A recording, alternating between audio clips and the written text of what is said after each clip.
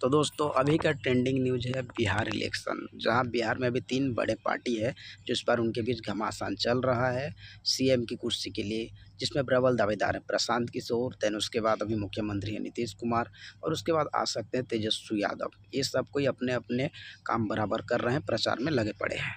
अगर तेजस्वी यादव की बात करूँ तो उनके साथ जो है राहुल गांधी है। और राहुल गांधी का भी मौजूदा इमेज काफ़ी अच्छा है, बहुत अच्छा है।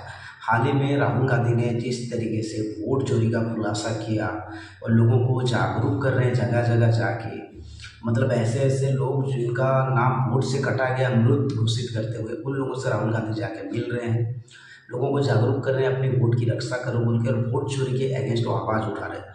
तो अभी के समय में राहुल गांधी जो है ना बहुत अच्छे कैंडिडेट है, एक अच्छे इंसान है। तो राहुल गांधी का हाथ अगर तेजस्वी के कांधे पे है तो इससे बहुत सारा फायदा हो सकता है तेजस्वी यादव को। लेकिन तेजस्वी यादव का जो पुराना इतिहास है, जो उनके पिताजी ने किए थे, वो कहीं ना कहीं माइनस पॉइंट है। जैसे उनके पिताजी का सबको पता हुआ चारा घोटाला में 33 करोड़ का उन्होंने घोटाला किया था, तो ये बहुत बड़ी जो है ना माइनस पॉइंट भी है तेजस्वी यादव के लिए। राहुल गांधी को देख के लोग वोट भी देंगे तो फिर उनके पिताजी को याद करके वोट नहीं भी देंगे, तो पूरा चांस नहीं है कि तेजस्वी यादव सीएम बन सकते हैं। आई मीन चांस तो नहीं है, 50-50 बोलूँगा मैं, और ज़्यादा नहीं है। एंड दूसरी और बात करें तो नीतीश नीतीश जी के साथ अभी हैं मोदी जी। अब नीतीश जी वो इंसान है जो कभी इसके साथ तो कभी उसके साथ। इन्होंने एक बार खुद कहा था कि हम कभी बीजेपी में नहीं जाएंगे, भले मरना पसंद करेंगे, लेकिन वही इंसान जाके मोदी जी के साथ में जुड़ गए हैं। मोदी जी भी कभी नीतीश कुमार की बुराई करते थे, वो अभी इनकी तारीफ कर रहे हैं वोट प्रचार करने के लिए।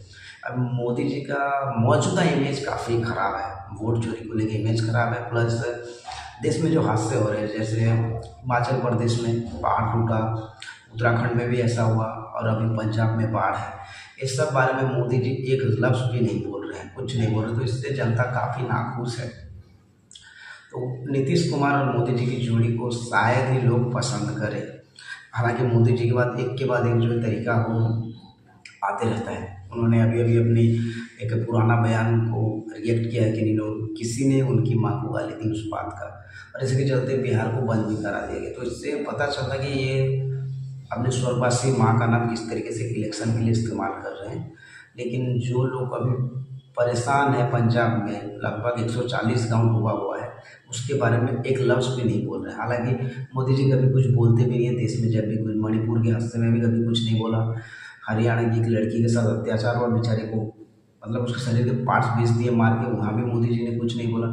तो मोदी जी ये सब मामले पता नहीं बोलते नहीं, उन्होंने सिर्फ दो चाल चली है, एक अपने स्वर्गवासी माँ का नाम इस्तेमाल किया है कोई गाली दिया बोल के, और दूसरा उन्होंने जीएसटी, जो एक बड़ा कदम है, इससे काफ़ी लोग प्रभावित तो होंगे, लेकिन लगता नहीं है कि ये खेल ज़्यादा दिन चलेगा, क्योंकि जिन सामानों में लोग रेट कम करने की बात कर रही है वो रेगुलर यूजिंग है, ठीक है, बट लोगों को आदत सी हो गई थी तो उन्हें फ़र्क नहीं पड़ेगा। और रही बात जो महंगा होगा, तंबाकू या फिर सिगरेट, कोल्ड ड्रिंक, ये सब वगैरह महंगा होगा, लेकिन इससे किसी को कोई फ़र्क नहीं पड़ने वाला है।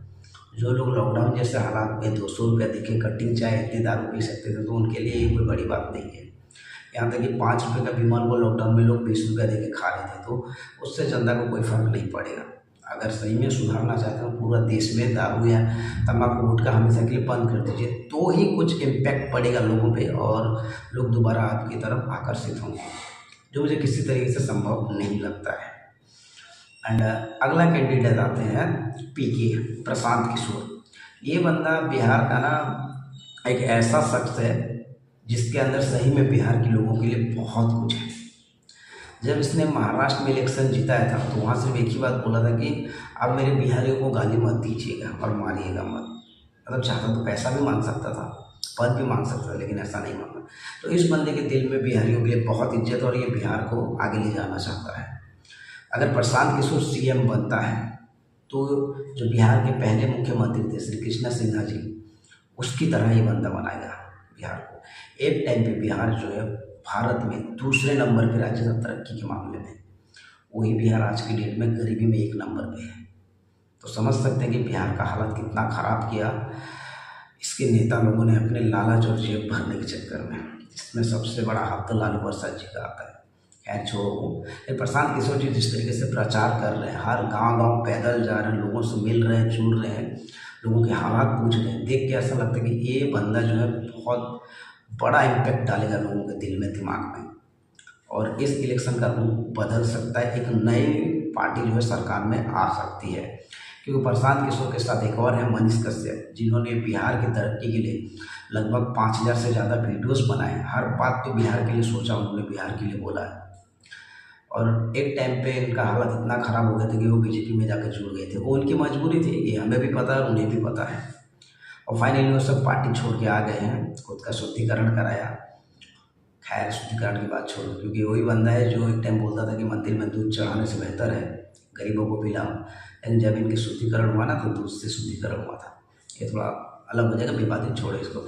लेकिन एक अच्छे कैंडिडेट है अभी के लिए बिहार के लिए, प्रशांत किशोर और मनीष कश्यप, ये दोनों जिस तरीके से रैली वगैरह कर रहे हैं, लोगों के बीच में जा रहे हैं, लग रहा है कि ये लोग सरकार बना लेंगे। बाकी तो जनता डिसाइड करेगी, क्योंकि बिहार की जनता एक जैसा नहीं है। 9 करोड़ की आबादी है, तो उसमें ज़्यादा लोग तो मोदी जी के भक्त हैं और बाकी लोग बिहार के लिए सोचने वाले हैं। तो बहुत सारी ऐसे जनता जो बिहार में रहते ही नहीं, बाहर जा रहे हैं। प्रशांत किशोर का 2-3 बात बहुत अच्छा है। उन्होंने कहा कि अगर हमारी सरकार बनती तो सबसे पहले हम बिहार में पलायन को रोकेंगे, जो बहुत अच्छी बात है। आदमी रोजी रोटी के लिए घर छोड़ के जा रहे हैं, उन्हें ये रोक के रोजगार देना बहुत बड़ी बात है। दूसरा बात उन्होंने कहा दारूबंदी को हटाएंगे, ये थोड़ा माइनस पॉइंट वाली बात है।